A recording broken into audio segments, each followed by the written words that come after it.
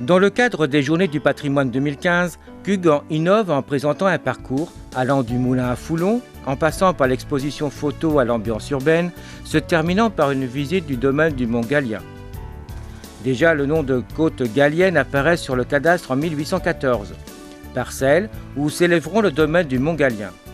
Le domaine est composé d'une villa néoclassique, de communs, d'une orangerie et d'un parc boisé. Les matériaux utilisés sont le tuffeau et l'ardoise d'Angers pour le toit de la maison, lui-même couronné d'un belvédère, tandis que la brique et la tuile sont réservés aux dépendances. Un accueil chaleureux nous a été réservé par la propriétaire et son fils pour un peu d'histoire. C'est un domaine qui a été créé en 1840 et qui a été construit par Jacques Blanchard, qui était propriétaire de l'usine à côté des papeteries.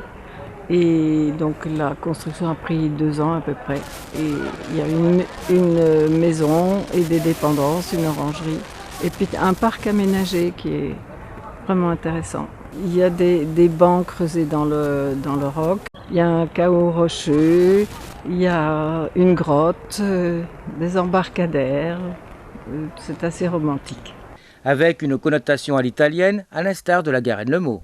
Ah oui, absolument. Ça procède directement de la maison du jardinier. Vous verrez les communs, c'est tout à fait dans le même style.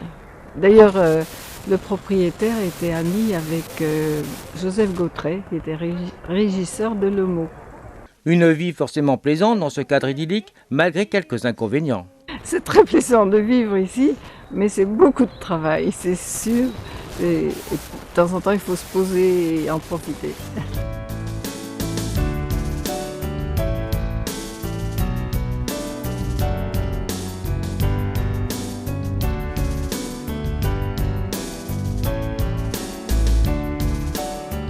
Arrivé en 1988, beaucoup de travaux ont été nécessaires pour créer un tel havre de paix. C'était vraiment la jungle. Il y a eu beaucoup de travail. Mon mari en a fait énormément. Il a refait les communs, il a fait énormément de choses. Et donc là, vous avez décidé d'ouvrir votre domaine pour les Journées du patrimoine. Oui, voilà. Pour quelle raison? Mais pour partager, parce que c'est beau. Et puis, c'est-à-dire qu'avant, comme nous recevons nos enfants l'été, nous partions en vacances 1 semaine ou 2 en septembre. Et puis là, ça s'est trouvé que j'étais là et j'ai dit, allez hop, on y va. À l'idée d'architecture à l'italienne s'associe le paysage romantique d'une nature retravaillée où les visiteurs ont pu se promener dans un cadre bucolique.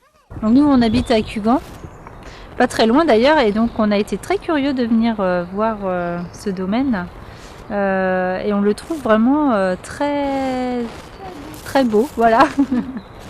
Au niveau architectural, on ne peut pas imaginer qu'il y ait un endroit comme ça ici où on peut voir des choses magnifiques en fait. Voilà, au bord de la Sèvre, tout va bien.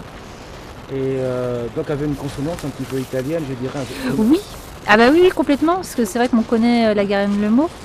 Et ça nous rappelle un peu la Garenne-le-Mot, les coteaux de Gervaux aussi sur Clisson. Et une dernière question, qu'est-ce que vous pensez des Journées du patrimoine? Ça permet de pouvoir découvrir justement des sites qu'on n'a pas l'occasion de venir voir, qui sont ouverts maintenant au public. En fait, c'est ça, c'est qu'on arrive à découvrir des endroits qu'on ne connaît pas forcément, qui sont à la porte de chez nous et où justement on peut voir des choses vraiment magnifiques. Les Journées du patrimoine, manifestation importante, très prisée des Français, amoureux de leur patrimoine bâti et de leur histoire.